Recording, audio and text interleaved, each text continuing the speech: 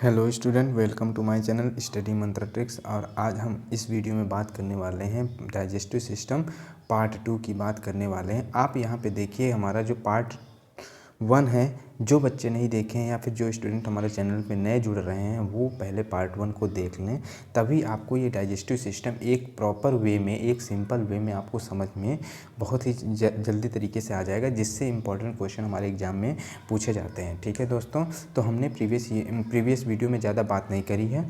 हमने बस वहाँ पे पूरे एलिमेंट्री कैनाल की बात करी है कि हमारा डाइजेशन जो है स्टार्ट कहाँ से होता है और कहाँ पे ख़त्म होता है। फिर हमने एक एक पार्ट को बताया था उसमें कि कौन से पार्ट में क्या होता है। ठीक है, फिर हमने कुछ इंटरनल पार्ट्स के बारे में बात करी थी।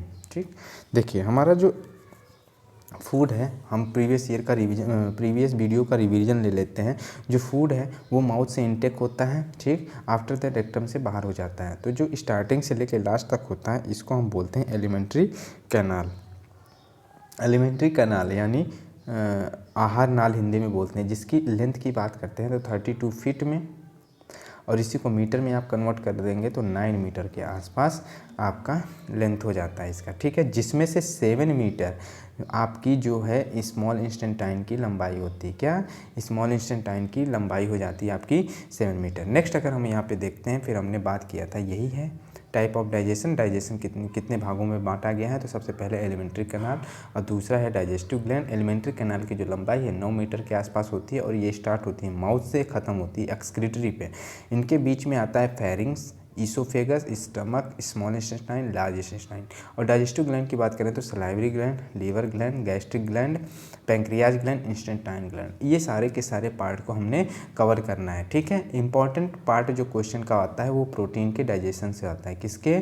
प्रोटीन के डाइजेशन से आता है कि प्रोटीन का डाइजेशन जो है कितने पार्ट में होता है और कौन सा पार्ट प्रोटीन का कहाँ पे बनता है। ठीक है, तो हम यहाँ पे उसी की बात करने वाले। फिर हमने इसके कैविटी के बारे में बात किया था कि माउथ में कौन कौन सी बैकल कैविटी बोलते हैं, ऑरल कैविटी के नाम से भी जानते हैं, और माउथ में क्या क्या होता है, टंग होता है, टीथ होता है, ये दो इंपॉर्टेंट चीज़ होती हैं। और नोज के जस्ट बैकग्राउंड में आपका एक सलाइवरी ग्लैंड पाया जाता है। फिर हमने टीथ की वर्किंग बात की थी, टीथ के पार्ट्स के बारे में डिस्कस किया था। ठीक है दोस्तों, तो हम आगे बात करते हैं यहाँ पे सलाइवरी ग्लैंड के बारे में थोड़ा सा देखते हुए चलते हैं। इस वीडियो में थोड़ा सी ज़रूरत पड़ेगी हमको सलाइवरी ग्लैंड की। ठीक है, तो सलाइवरी ग्लैंड की अगर हम बात करते हैं तो इसमें सबसे जो हमारे 3 पेयर इंपॉर्टेंट बताए थे मैंने, पैरोटाइड ग्लैंड, सबलिंगुअल और सबमैंडिबुलर। ठीक है, जिसमें सबसे इंपॉर्टेंट हमारा था पैरोटाइड ग्लैंड, और क्वेश्चन हमेशा इसी से पूछे जाते हैं क्योंकि ये लार्जेस्ट ग्लैंड इन सलाइवा होता है। और आपसे पूछेगा कि ह्यूमन बॉडी में लार्जेस्ट ग्लैंड कौन सा होता है, तो आप क्या बताएंगे? लीवर होता है। ठीक है, क्योंकि पैरोटाइड ही ग्लैंड ऐसा है जिसमें स्नेक अपना जो पॉइजन वगैरह होता है वहीं से रिलीज करता है या सीक्रेट करता है। ठीक है, अब हम यहाँ पे बात करते हैं तो ये 3 जोड़ियों में पाए जाते हैं। सबसे पहले सलाइवरी ग्लैंड, और ये 4 तरीके के एंजाइम रिलीज करते हैं। कितने? 4 तरीके का एंजाइम रिलीज करते हैं, जिसमें पहला हो गया लाइजोजाइम। लाइजोजाइम क्या काम करेगा? देखिए, लाइजोजाइम जो हमारा था वो बैक्टीरिया वहाँ सेल के अंदर डिफेक्टेंट का काम करता था, सुसाइडल बैग का काम करता था, यहाँ पे बैक्टीरिया किल करने का काम करेगा। टाइलिन और डिस्टेज जो है हमारा डाइजेस्ट करेगा किसको? चोकर और मंड को। म्यूकस जो है भोजन को चिपचिपा बनाने का कार्य कर रहा था। ठीक, उसके बाद हमने पूरा एलिमेंट्री कैनाल देखा था। एलिमेंट्री कैनाल में देखिए यहाँ पे माउथ से स्टार्ट होता है और यहाँ पे रेक्टम पे जाता है, जिसकी पूरी लंबाई 32 फीट, और मीटर की बात करेंगे तो आपको 9 मीटर के आसपास की लंबाई होती है, जिसमें 7 मीटर हमारा जो है स्मॉल इंस्टेंटाइन होगा। ठीक है, अब यहाँ पे देखिए जो फूड है, थोड़ा सा जूम करके देखते हैं। फूड जो है माउथ से स्टार्ट होता है, जो फूड है हमारा माउथ से स्टार्ट होता है। ठीक, ईसोफेगस से होते हुए स्टमक में आ जाता है। सबसे पहले हम स्टमक का वर्किंग देख लेते हैं। स्टमक में आने के बाद देखिए, स्टमक के आने के बाद ये हमारा स्मॉल इंस्टेंटाइन में होगा। ठीक, अब देखिए ये यहाँ लीवर है। लीवर का काम क्या है? और इसी के जस्ट नीचे एक गोलाकार ये देख रहे होंगे, ये क्या है? गॉल ब्लैडर या फिर पित्ताशय बोलते हैं। इसी के जस्ट उसके बगल में देखिए पित्ताशय से जो रस जाता है वो हमारा स्मॉल इंटेस्टाइन के डुओडेनम में जाके ऐड होता है। वो कैसे ऐड होता है अभी हम आगे देखते हैं। सबसे पहले हम यहाँ पे बात करते हैं स्टमक की। ईसोफेगस की लंबाई अगर पूछेगा तो आप 25 सेंटीमीटर बता सकते हैं। कितना? 25 सेंटीमीटर लेंथ होती है किसकी? ईसोफेगस की, जिसमें हमारी ये देखिए ईसोफेगस जो है ये हमारा सबसे पहले तो डाइजेशन में वर्क नहीं करता। इसको याद रखिएगा, जो ईसोफेगस होता है ये डाइजेशन में वर्क नहीं करता है, ये सिर्फ वे बताता है फूड जो है माउथ जो हम इंटेक करते हैं वो फूड हमारा स्टमक में चल जाए, उसके लिए एक रास्ता प्रोवाइड कराता है। ठीक है, यह एक तरीके की पाइप नुमा आकृति की होती है। ठीक, उसके बाद नेक्स्ट हम बात करते हैं यहाँ पे स्टमक की। देखिए स्टमक को सबसे पहले हिंदी में क्या बोलते हैं आप ये देखिएगा, हिंदी में इसको बोलते हैं आमाशय। ठीक, जो बच्चे हिंदी मीडियम के हैं उनके लिए भी देखना है, ज़रूरी है।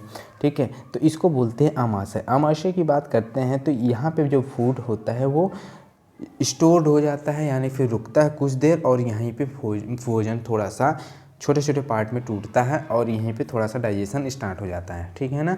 अब देखिए जो भोजन होता है यहाँ पे 4 घंटे के लिए रुकता है। कितने? 4 आवर के लिए रुकता है। ये बात नोट कर लीजिएगा क्योंकि ये क्वेश्चन पूछा गया है। अब देखिए स्टमक के कितने पार्ट होते हैं? 3 पार्ट में स्टमक डिवाइड होता है। 3 पार्ट में सबसे पहले जैसे ही फूड एंटर करेगा ईसोफेगस से, जो स्टमक का पहला पार्ट होता है कार्डाइक।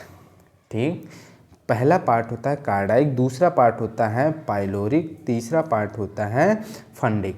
3 पार्ट आप स्टमक के याद रखिएगा, पहला कार्डाइक, दूसरा पाइलोरिक, तीसरा फंडिक। ठीक है, इन तीनों का कार्य हम बताते हैं। पहले आप 3 पार्ट याद रखिएगा कि हमारा जो स्टमक होता है उसके 3 पार्ट होते हैं। आप देखिए यहाँ पे डायग्राम में देखिएगा, आई होप क्लियर दिख रहा है, क्लियर ही दिख रहा है। ठीक, स्टमक का ये डायग्राम है जिसमें देखिए ये हमारा ईसोफेगस है ऊपर।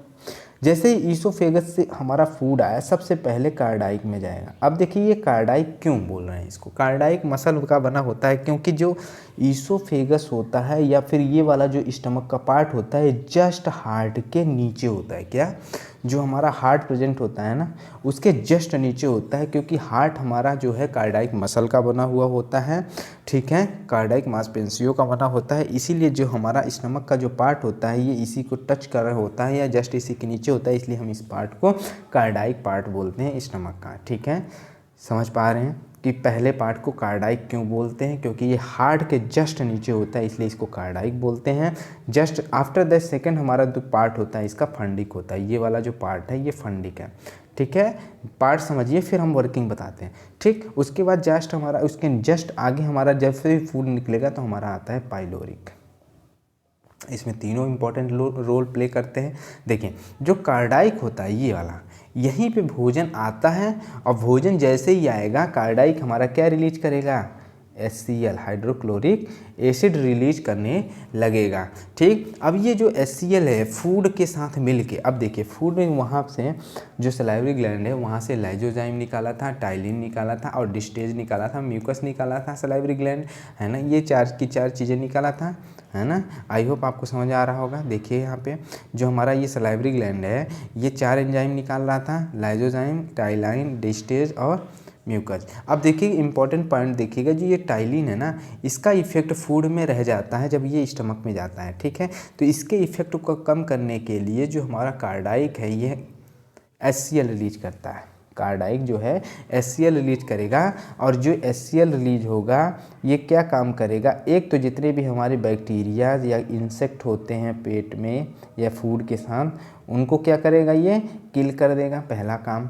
दूसरा काम यहाँ पे देखिएगा फ्रेंड्स, दूसरा काम इसका यहाँ पे है HCl के साथ जो हमारा टाइलिन है ना, टाइलिन नामक एंजाइम जो हमारा रिलीज करता है, कौन करता है रिलीज? हमारा जो सलाइवरी ग्लैंड रिलीज करता है उसका इफेक्ट जो होता है वो स्टमक में ना जाए इसको भी कम कर देता है। ठीक है दोस्तों, ठीक है दोस्तों, तो हमको आपको दोनों चीज़ समझ में आ गया कि HCl का क्या काम होता है। HCl का एक काम होता है जो कि इंसेक्ट हमारा फूड में प्रेजेंट होता है उसको मारने का काम होता है। दूसरा हमारा जो टाइलिन है, अब देखिए HCl जो होता है एसिडिक इन नेचर होता है ना।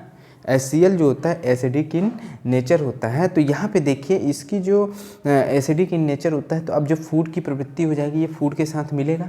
अब जब फूड के साथ मिलेगा तो HCl क्या हो जाएगा? हमारा एसिडिक बना देगा फूड को। तो ठीक है, तो आपसे ये पूछेगा कि जो फूड होता है वो एसिडिक कहाँ पे हो जाता है? तो आप याद रखिएगा जो फूड है वो एसिडिक हमारा स्टमक में जाके हो जाता है। अभी ये फूड हमारा बेसिक भी होगा उसको भी हम बताएंगे, लेकिन अभी आप यहाँ पे याद रखिएगा जो कार्डाइक है ये HCl रिलीज करता है जो कि फूड को हमारा एसिडिक बना देता है। उसी एसिडिक के होने के कारण हमारा इंसेक्ट और टाइलाइन, ठीक, ये समझ में आया।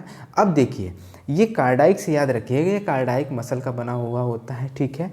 अब देखिए जो HCl यहाँ पे रिलीज होता है, यही HCl आप जब खाना खाएंगे तब रिलीज होगा। आप अपनी बॉडी को क्या करते हैं, मान लीजिए आप 9 बजे खाना खाना शुरू करते हैं।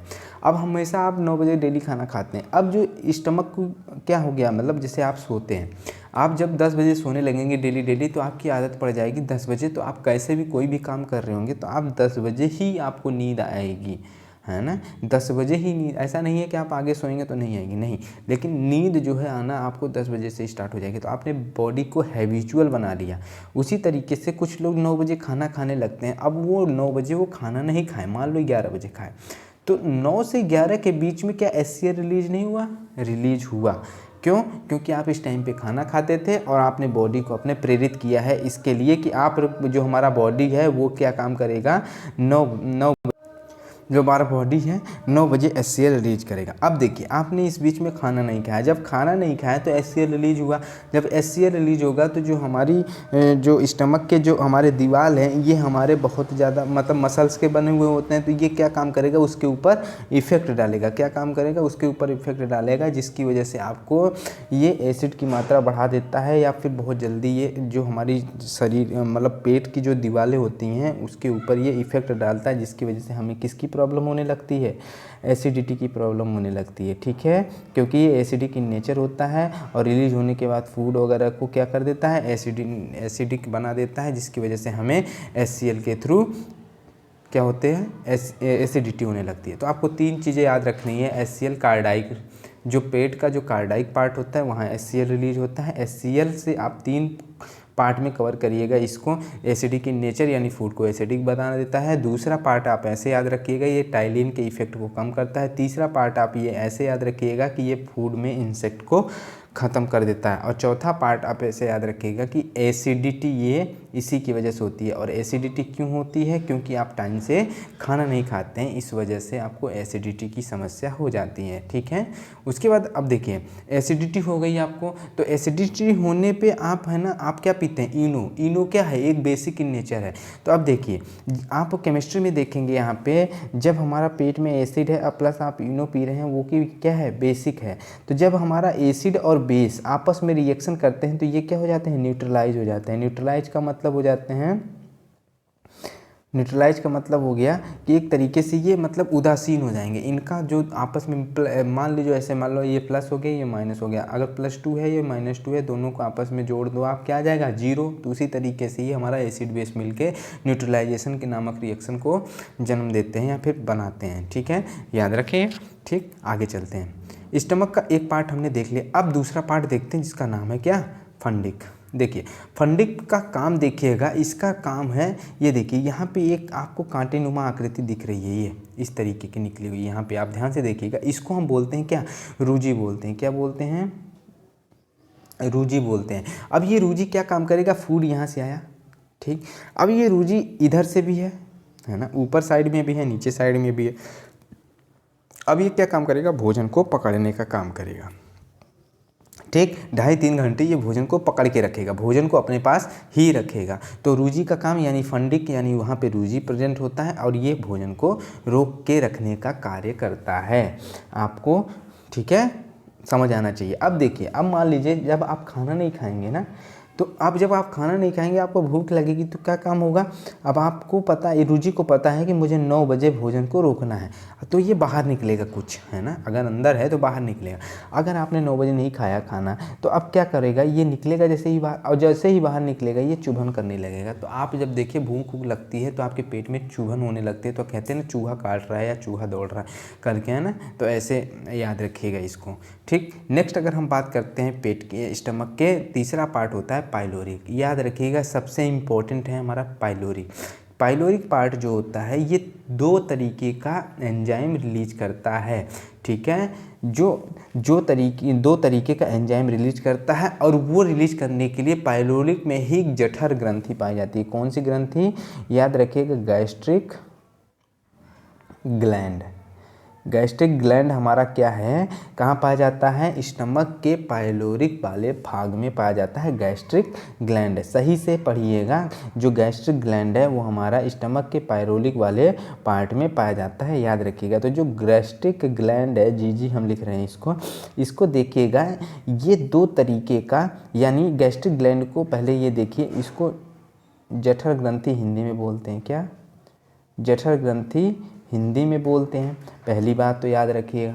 ठीक, दूसरा, जठर ग्रंथि का जो काम होता है या फिर जो काम अगर ना करें तो आपको कौन सी बीमारी हो जाएगी, गैस्ट्रिक की प्रॉब्लम हो जाएगी। किसकी? गैस वाली समस्या, यानी जठर ग्रंथि यानी गैस्ट्रिक ग्लैंड अपना काम सही से ना करे तो आपको कौन सा बीमारी हो जाएगा, गैस्ट्रिक ग्लैंड यानी गैस्ट्रिक वाली बीमारी हो जाएगी। ठीक, गैस वाली बीमारी हो जाएगी। ठीक, अब फिर से देखिएगा इसको, जो गैस्ट्रिक ग्लैंड है यहाँ से 2 तरीके के एंजाइम निकलते हैं, याद रखिएगा, ये इंपॉर्टेंट है और क्वेश्चन पूछा जाता है।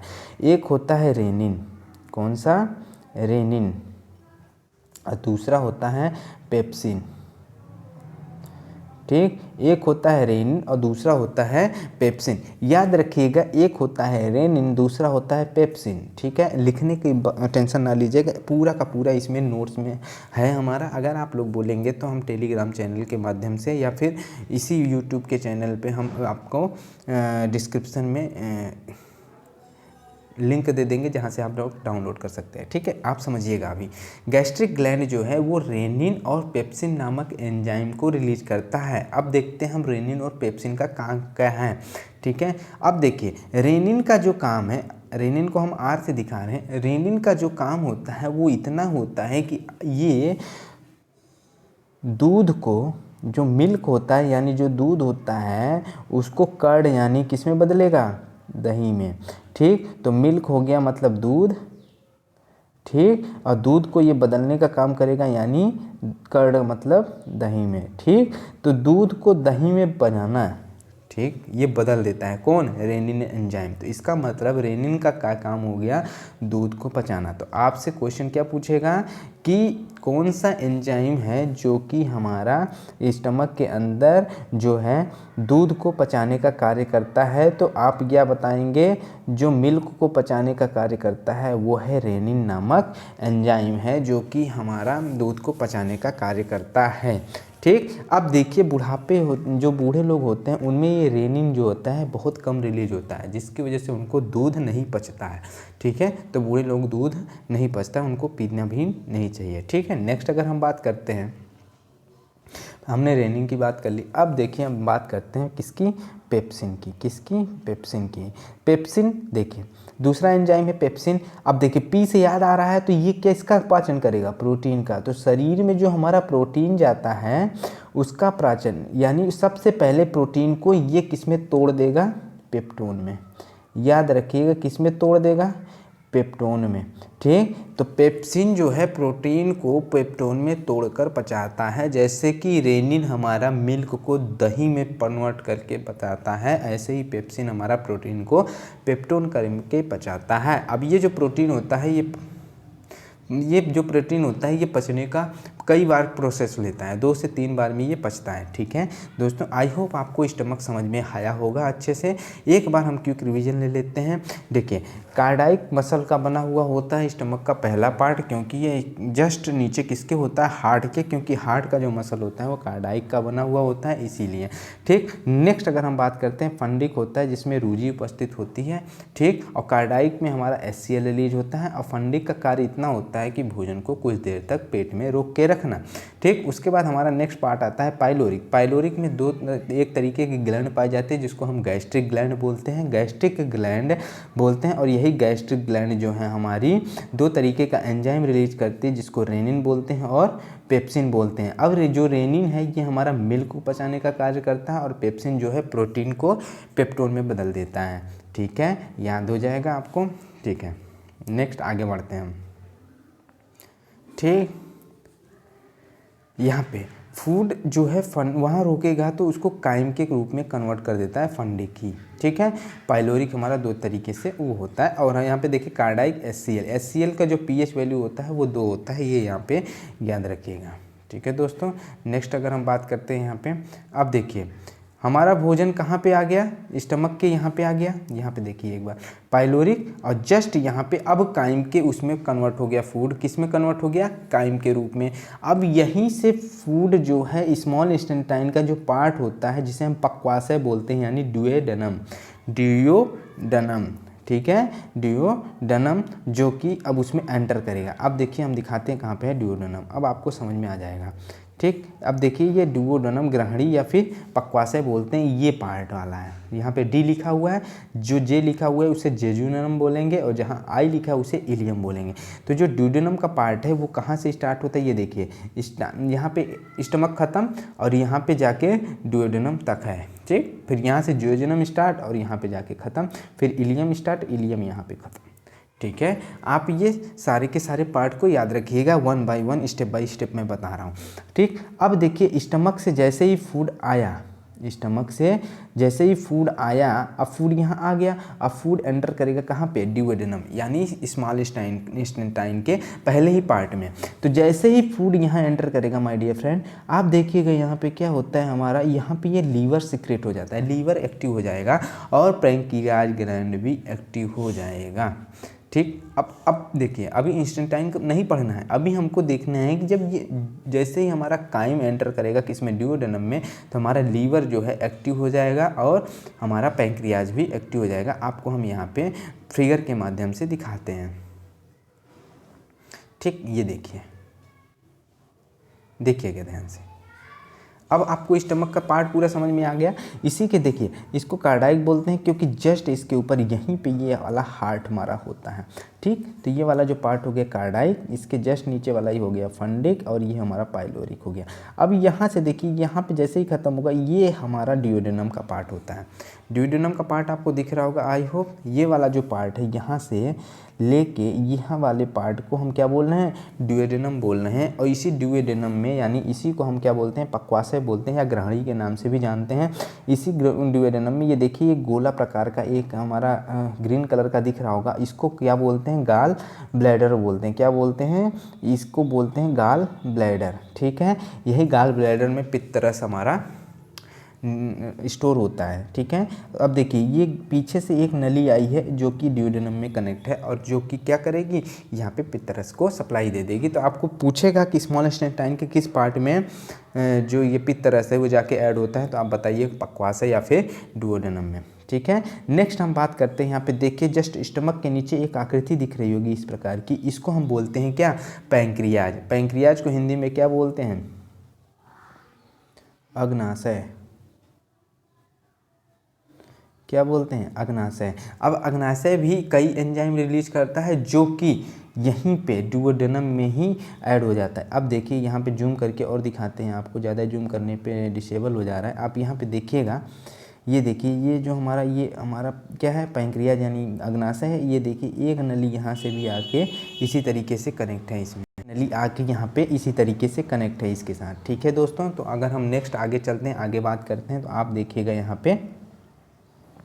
ठीक, तो यहाँ पे आई होप समझ में आ गया होगा कि कौन सी चीज़ कैसे कनेक्ट है और कहाँ से कौन सी चीज़ आ रही है। तो लीवर हमारा जो है वो जनरेट करता है या फिर प्रोड्यूस करेगा बाइल जूस। ठीक है, और वो स्टोर कहाँ होगा, गाल ब्लैडर में, और जाके कहाँ मिलेगा, पक्वाशय में। ऐसे ही पैंक्रियाज जो है हमारा वो भी एंजाइम रिलीज करेगा और वो हमारा कहाँ जाके मिलेगा, पक्वाशय में। ठीक है, अब हम आगे बात करते हैं। अब देखिएगा, अब आपको समझ में आ जाएगा। ठीक, ये स्मॉल इंटेस्टाइन के पार्ट देखते हैं। पहले स्मॉल इंटेस्टाइन के 3 पार्ट होते हैं। सबसे पहले देखिए स्मॉल इंटेस्टाइन को हिंदी में बोलते हैं छोटी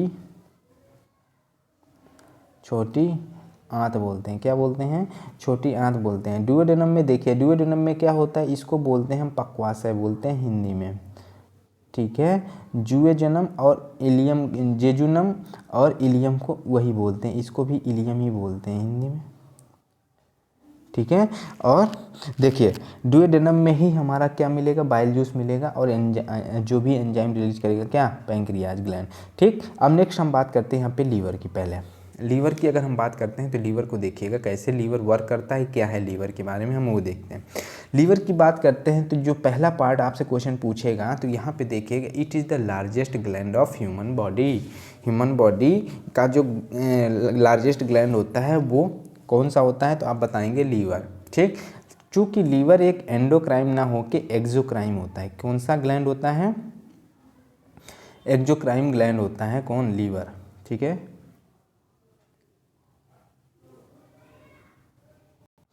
लीवर की बात करते हैं, ये एक्सोक्राइन ग्लैंड होता है। कौन सा, वायस्रावी ग्रंथि होती है, वायस्रावी ग्रंथि होती है। अभी के लिए आप याद कर लीजिए कि वायस्रावी ग्रंथि कौन सी है, लीवर है। हम जब वायस्रावी ग्रंथि में पढ़ेंगे तो हम उसको वहाँ पे देखेंगे। तो लीवर देखिए, जो हम धूप में विटामिन डी लेते हैं वो विटामिन डी स्टोर होगा कहीं ना कहीं, वो विटामिन डी कहीं ना कहीं जाके स्टोर होगा। तो वो कहाँ स्टोर होता है, आप हमेशा याद रखिएगा कि जो भी विटामिन्स होते हैं वो जाके सीधे सीधे लीवर में स्टोर होते हैं। इसलिए लीवर हमारा एक वाइटल रोल प्ले करता है। ठीक है, अगर वेट ऑफ लीवर की बात करेगा तो 1.5 kg के आसपास आपका लीवर का वेट होता है। ठीक, अब देखिएगा जो सेल डिवीजन की क्रिया को समझिएगा। सेल डिवीजन का ये मतलब नहीं है कि एक सेल 2 सेल में बट गया। ठीक, ऐसा कोई मतलब नहीं है कि सेल डिवीजन को थोड़ा सा समझिएगा। यहाँ पे सेल डिवीजन का मतलब होता है कि एक सेल से 2 सेल और बन गए और इन दो सेल से 4 सेल बन जाएंगे। ठीक है, इस तरीके का ये प्रोसेस चलता जाएगा, इस तरीके का ये प्रोसेस चलता जाएगा। ठीक है ना, 2 से 4, 4 से 8, 8 से 12, 8 से 16, 16 से 32, ऐसे करके हमारे जो है प्रोसेस चलता जाएगा। इसको हम बोलते हैं सेल डिवीज़न। अब देखिए जो सेल डिवीज़न होता है वो सबसे ज़्यादा लीवर का होता है। सबसे ज़्यादा किसका सेल डिवीज़न होता है, लीवर का होता है। सेल डिवीज़न लीवर का सबसे ज़्यादा होने के कारण इसमें जब देखिए लीवर किसी का ख़राब हो जाता है तो उसको रीजनरेट या रीजनरेशन पावर जो होती है लीवर की सबसे ज़्यादा होती है। ठीक है, और सेल डिवीज़न सबसे ज़्यादा हमारा लीवर में होता है। ठीक है, और सेल डिवीज़न सबसे कम कहाँ होता है या लगभग नहीं होता है, तो आप बताएंगे कहाँ पे, न्यूरॉन्स में। हमारा जो न्यूरॉन कहाँ प्रेजेंट होता है, माइंड में, ब्रेन में, है ना, वहाँ पे सेल डिवीज़न नहीं होता है। अर्थात आपको चोट लग गई तो एक बार आप जल्दी सही नहीं होंगे वहाँ पे, है ना। तो इसीलिए आपको गवर्नमेंट्स क्या बोलते हैं कि आप क्या पहनो, हेलमेट पहनो। तो इसको हम सेल चैप्टर में देखेंगे। पहले आप यहाँ पे समझिए कि लीवर में सबसे ज़्यादा क्या होता है, सेल डिवीज़न यानी कोशिका विभाजन की क्रिया होती है, जिसकी वजह से लीवर अपने आप को जल्दी जल्दी सही कर लेता है।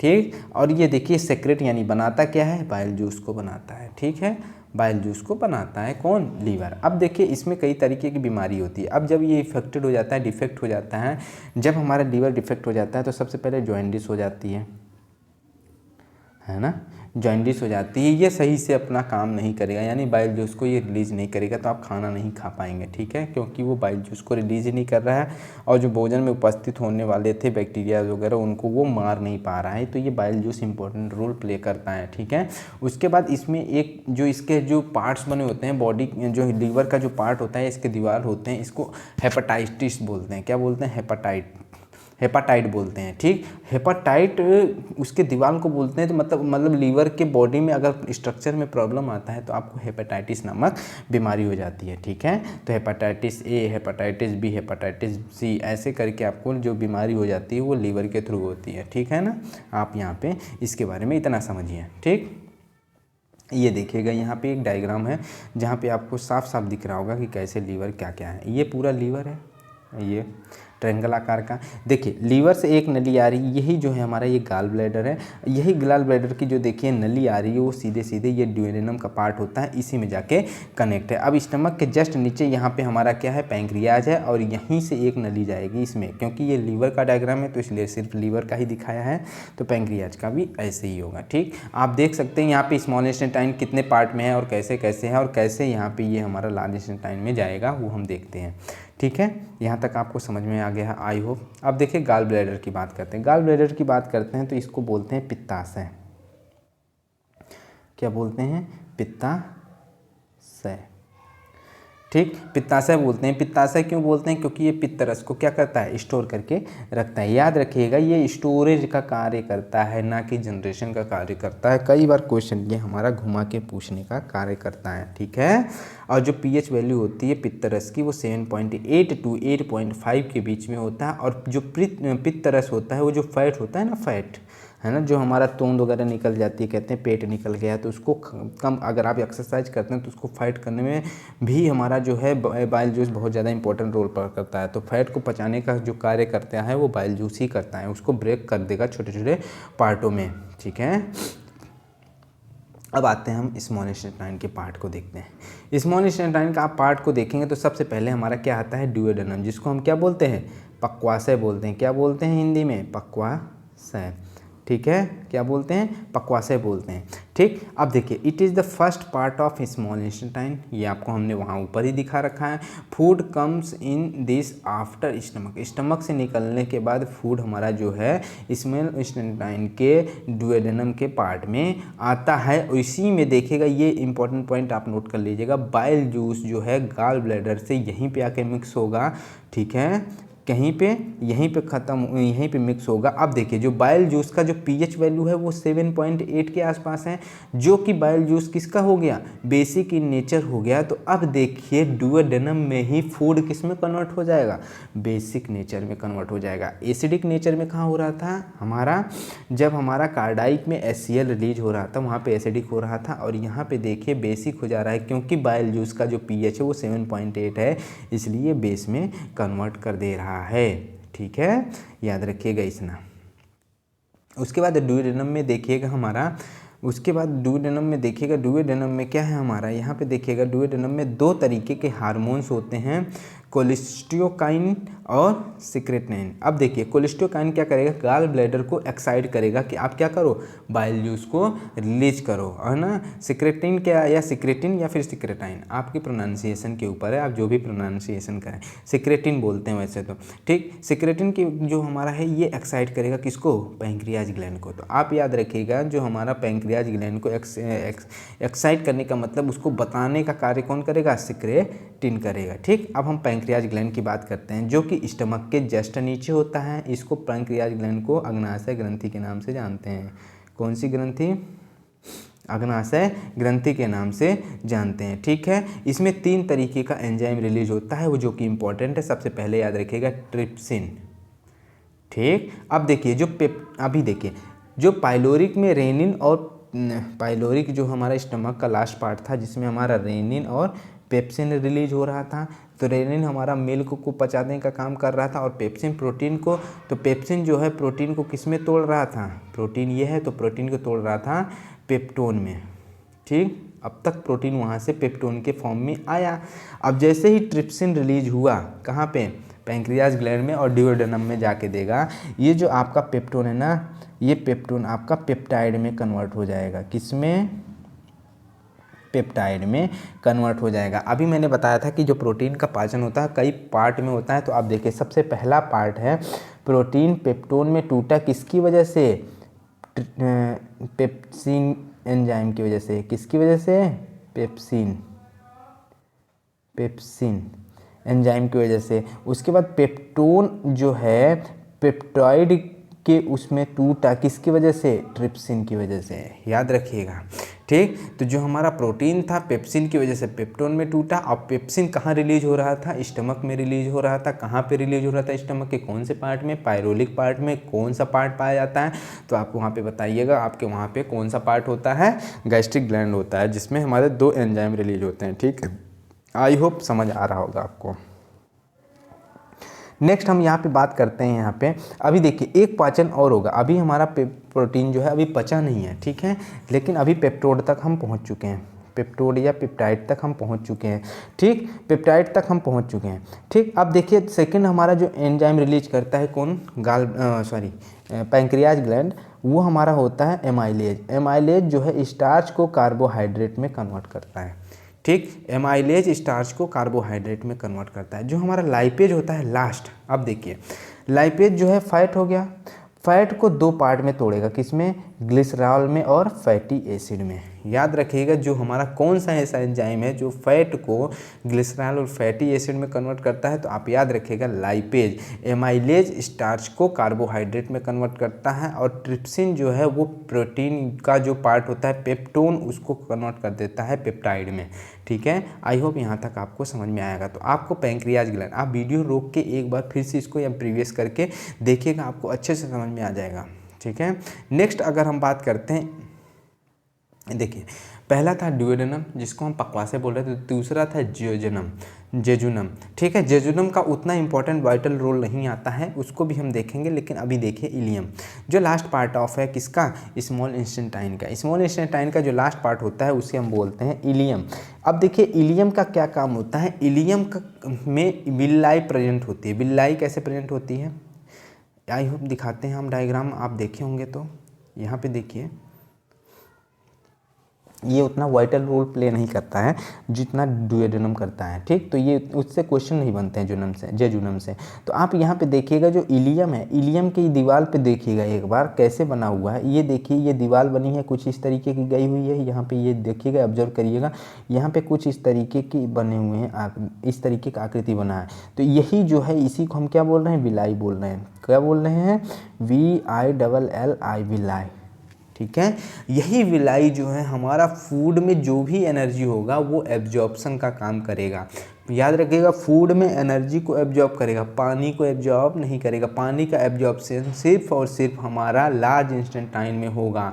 कहाँ पे होगा, लार्ज इंस्टेंटाइन में। ठीक है, वो भी उसके कोलन में होगा। पहला उसके भी 3 पार्ट होंगे, अभी देखेंगे हम। ठीक, तो हमारा जो ये हो गया आपको समझ में आया विलाई कहाँ पे होती है, देखिएगा। उसके बाद इस इलियम की बात करते हैं। यहाँ पे इलियम देखिए, इस इलियम जो है हमारा ये स्मॉल इंस्टेंटाइन का सबसे लास्ट पार्ट होता है, पहली बार। दूसरा, here food digestion and absorption takes place by villi. Villi जो है ये फूड डाइजेशन, आपसे क्वेश्चन ये पूछता है कि जब फूड हमारा डाइजेस्ट हो जाता है तो किसके थ्रू पूरी एनर्जी जो है एब्जॉर्ब की जाती है, तो आप याद बताइएगा जो स्मॉल इंस्टेंटाइन का इलियम नामक पार्ट होता है उसके दीवार पे विलाई कुछ रेसे नुमा आकृति प्रेजेंट होती है, जो कि हमारा फूड उसमें उपस्थित एनर्जी को एब्जॉर्ब करके पूरे शरीर को प्रोवाइड कराती हैं। ठीक है, और इसके बाद जो फूड है, देखिए काइम कहाँ बन गया था, पेट से निकलने के बाद जो फूड है काइम बन गया था, अब यहाँ पे काइल बन जाएगा। क्या, काइल बन जाएगा। ठीक है, फूड क्या बन जाएगा, काइल बन जाएगा। आप वीडियो को अगर ध्यान से सुन रहे हैं तो आपको सब कुछ समझ में आने वाला है यहाँ पे। ठीक, उसके बाद कुछ यहाँ पे स्मॉल इंस्टेंटाइन के अंदर जो है जूस यानी जो भी एंजाइम है हमारे रिलीज होते हैं, जैसे इरेप्सिन, लाइपेज, सुक्रोज, लैक्टोज। अब देखिए जो लैक्टोज है लैक्टिक एसिड यानी मिल्क यानी लैक्टोज को पचाने का कार्य करेगा, सुक्रोज को पचाने का कार्य करेगा। ठीक है, और लाइपेज अभी का हमने बताया, लाइपेज जो है फैट को किस में कन्वर्ट कर रहा था, फैट को ग्लिसरॉल और फैटी एसिड में कन्वर्ट कर रहा था। अब देखिए इरेप्सिन आता है, इसमें एक लास्ट आ गया, कौन सा, इरेप्सिन। ठीक है ना, अब इसमें इरेप्सिन आ गया। ठीक, तो ये सारे की सारी जो हमारे जो रिलीज होते हैं हमारे, इसको हम क्या बोलेंगे, सकस इंट्रिकस।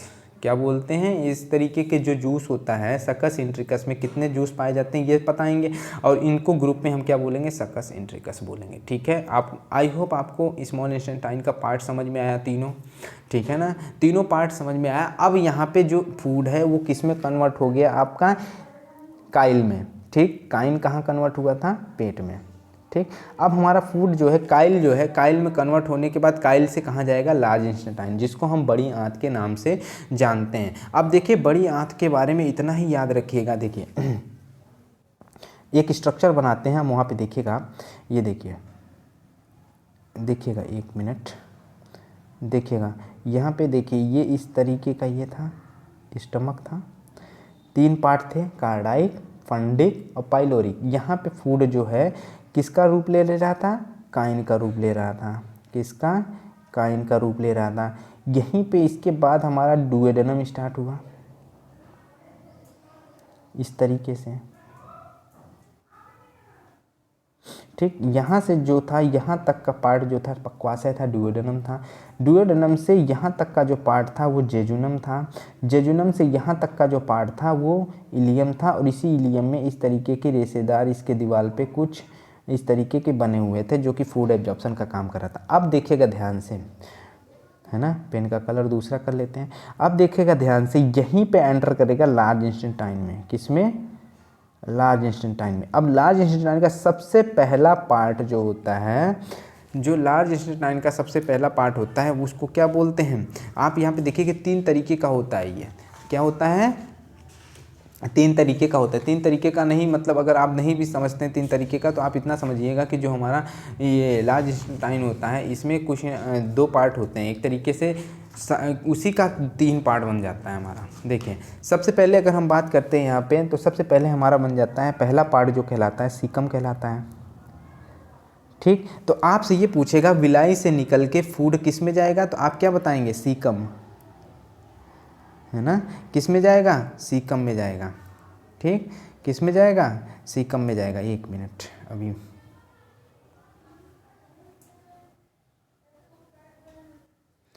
सीकम में जाएगा। किस में जाएगा? सीकम में जाएगा। बस 1 मिनट, है ना। जब सीकम में जाएगा तो सीकम में देखिए कैसे बनता है हमारा। देखिए, ये लार्ज इंस्टेंटाइन था, यही जो पार्ट है ये हमारा सीकम कहलाता है। क्या कहलाता है? सीकम कहलाता है। और ठीक है, और सीकम के जस्ट ऊपर हमारा कोलन स्टार्ट हो जाता है। क्या स्टार्ट हो जाता है? कोलन स्टार्ट हो जाता है। ठीक है, सीकम के जस्ट ऊपर हमारा क्या स्टार्ट हो जाता है? कोलन स्टार्ट हो जाता है। सीकम के जस्ट ऊपर हमारा यहाँ पे कोलन, और ये हमारा है सीकम। ठीक, तो फूड जो है स्मॉल इंस्टेंटाइन के इलियम से निकलकर सीकम में जाता है, याद रखिएगा। दूसरा कोलन, कोलन का वाइटल रोल प्ले करता है, क्योंकि कोलन ही वो भाग है जहाँ पे हमारा जल का अवशोषण होता है। याद रखिएगा, जल का अवशोषण होता है। ठीक है, जल का अवशोषण होता है। तो आप ये देखिए, पूरी बॉडी में कहीं पे भी जल का अवशोषण नहीं होगा। जल का अवशोषण सिर्फ और सिर्फ कहाँ होगा? आपके यहीं में, कोलन में। ठीक, और सीकम के जस्ट नीचे एक आकृति ऐसे पाई जाती है जिसको हम क्या बोलेंगे? अपेंडिक्स बोलते हैं। क्या बोलते हैं? अपेंडिक्स बोलते हैं। क्या बोलते हैं? अपेंडिक्स बोलते हैं, है ना।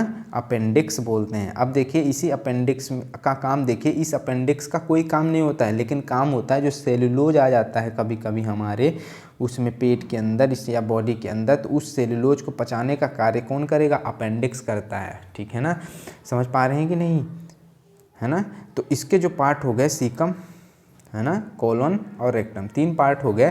सीकम में हमारा फूड प्रवेश करता है, और दूसरा पार्ट हो जाएगा कोलन, जहाँ पे वाटर का एब्जॉर्प्शन होता है। ये बात हमारा याद रखिएगा कि वाटर का एब्जॉर्प्शन लार्ज इंस्टेंटाइन के कोलन नामक पार्ट में होता है। सेकंड अगर हम बात करते हैं तो सीकम का काम ये होता है कि जो सीकम होता है वहाँ से जो फूड काइल के फॉर्म में है इलियम से, वो जाएगा सीकम में।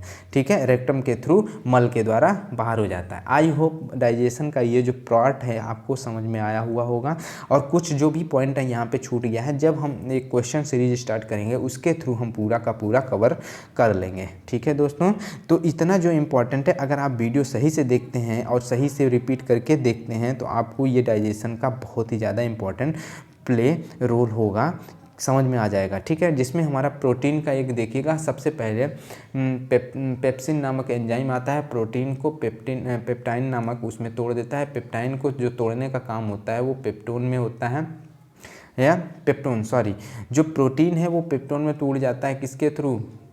पेप्सिन के थ्रू, और पेप्टोन जो है पेप्टाइड में तोड़ता है ट्रिप्सिन के थ्रू। ये हमारा आप वीडियो देखेंगे तो बहुत ज़्यादा इंपॉर्टेंट हो जाएगा कि कौन सा प्रोटीन का कैसे पाचन होता है और रेनिन का काम क्या होता है ना। जो एंजाइम्स हैं सारे के सारे, वो सारा आप देखिएगा यहाँ पे। ठीक है दोस्तों, तो इस क्लास के लिए इतना ही, आगे मिलते हैं हम नेक्स्ट वीडियो में। Okay, thank you.